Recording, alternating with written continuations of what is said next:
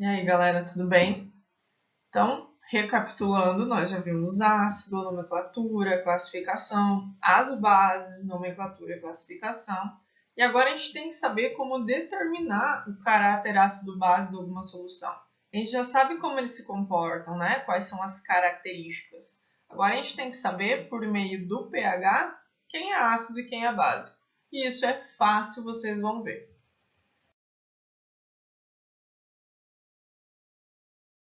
Então, inúmeros processos que a gente conhece no nosso dia, né, que a gente até, alguns já trabalham com isso, já tem a família que trabalha com isso, dependem do pH da solução, dependem do pH daquilo que eu estou analisando. Então, o solo é um dos principais locais onde a gente tem que levar a sério esse controle do pH. pH ácido ou pH básico, ele tem que ser referente para algum plantio específico. Né? Então você tem que ter o cuidado de fazer esse controle. Se você não controla o pH do teu plantio, você talvez não consiga ter uma produção adequada. Talvez aquele solo não seja mais adequado para aquilo que você quer plantar. Então a gente tem que ter esses cuidados. Na vida aquática também. Uma água muito ácida vai acabar com a fauna e a flora marinha, vai interferir no ecossistema. Então a gente tem que ter um controle de pH. Se a gente for ver os processos que são utilizados, né, se for, nós temos as indústrias que elas tratam os seus resíduos e quando esses resíduos estão limpos e controlados o pH, temperatura da água, não tem mais rejeito, nada, eles podem devolver aquilo para o rio. Se eles retornam algum tipo de resíduo ou aquela água está com um pH muito ácido, eles vão acabar prejudicando a vida aquática daquele rio, tanto a fauna quanto a flora. E aí isso gera uma multa, gera um processo e essa empresa pode ser até fechada. Então é muito importante fazer esse controle do pH para qualquer tipo de situação ou solução. Nós temos que conhecer qual seria o pH adequado para isso. Para isso, nós temos uma escala que vocês já conhecem e ela é baseada numa temperatura de 25 graus. Quer dizer que desse pH é indicado para essa temperatura. Né? Então, nós sabemos que ali que pHs abaixo de 7 indicam situações ou soluções ácidas, um pH acima de 7 é alcalino ou básico e o 7 seria o neutro. Né? Então, essa escala vocês já conhecem, vocês já veem muito por aí, já faz tempo que a gente trabalha com esse tipo de escala. A ideia é saber utilizar essa escala de pH com indicadores, com alguma coisa que vai indicar o pH desse solo, dessa água, e é isso que a gente vai ver hoje. Então, nós temos os indicadores ácido-base, que são equipamentos ou substâncias que demonstram o pH daquilo que eu estou analisando. E ele pode fazer isso por meio da cor ou fazendo isso digitalmente. Então, se eu utilizar ali um indicador de pH colorimétrico, eu sei pela cor o pH que seria. Né? Então, se a gente usar essa ideia aqui, o pH 2 ficaria nessa faixa desse vermelho não tão escuro. Ele é um intermediário, que seria a faixa do pH do limão. O vinho ele tem um pH 4 e ficaria num vermelho quase rosado.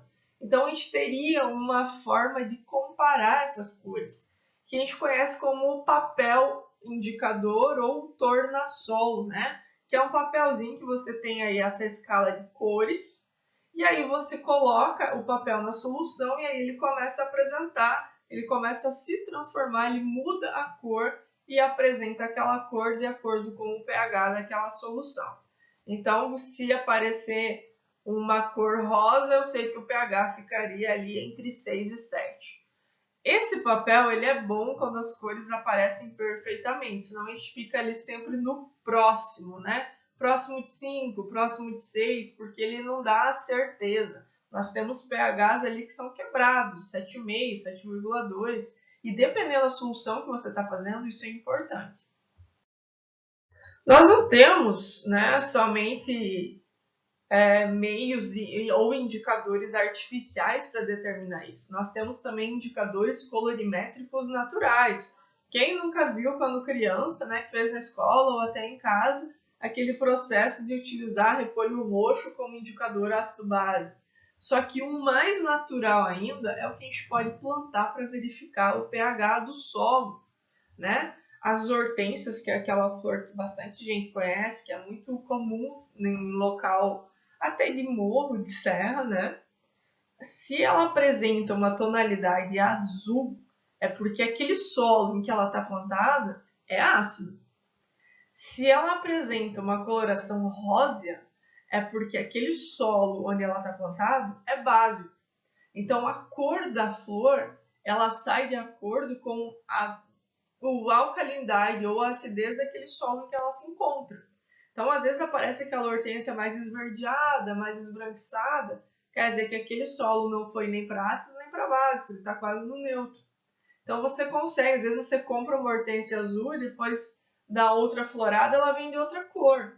Quer dizer que o teu solo sofreu uma mudança de pH, que agora você tem que fazer o controle dele. E isso vai ser feito utilizando alguns sais que a gente vai ver no início da nossa próxima aula. Então, a gente pode ter tanto indicadores colorimétricos artificiais, que são aqueles que a gente conhece pelos papeizinhos que mudam de cor, ou os naturais, como algumas flores que já estabelecem para nós o pH do solo em que elas estão plantadas. Existe também uma faixa de viragem que a gente utiliza no laboratório, quando a gente está utilizando aqueles indicadores líquidos, ou até sólidos, né, que a gente utiliza em solução, e aí você coloca algumas gotinhas, e aí ele começa a mudar de cor de acordo com o pH. Então, vou usar só 2 exemplos aqui. O azul de timol, se a cor de viragem dele, a cor abaixo da viragem for vermelho, a faixa de viragem é entre 1,2 e 2,8. Então, quer dizer que abaixo ali de 1,2 ele fica vermelho. Acima de 2,8 ele já vai ficar amarelo. Então, você tem uma noção mais ou menos da cor que ele ficaria. E, claro, você vai ter que usar um indicador que te dê valores mais abrangentes. Senão, você vai ficar nessa ali de tentar adivinhar o pH que é. Um que a gente utiliza muito é o alaranjado de metila também, né? Então, antes de 3,1 de pH, ele fica vermelho. Acima de 4,4 fica amarelo. E tem a fenolftaleína, que essa é o que eu mais utilizo lá para a gente fazer trabalho de titulação e tudo mais. Que quando você coloca lá na água, abaixo ela está incolor. Quando você começa a fazer a neutralização, né, do ácido com a base, quando ela chega ali num pH 8, ela já começa a ficar vermelho, quase violeta, é um vermelho bem róseo, assim. É uma cor bem bonita, mas é que ela já está indicando o pH que está ficando aquela solução. Então, essa faixa de viragem ela é utilizada em laboratório para a gente determinar esses pHs aqui. Outra forma também de a gente determinar o pH de uma solução é utilizando hoje os pHmetros digitais. No laboratório, nós temos um pHmetro pequeno, desse tipo caneta, mas em laboratórios maiores, laboratórios mais profissionais, é necessário que a gente tenha um equipamento de bancada que tenha uma resolução boa e que te dê, né, a certeza daquele resultado, porque você está trabalhando com soluções que precisam ser controladas. Então, a gente tem o que a gente chama de bancada, são esses maiores, né, que ficam na bancada.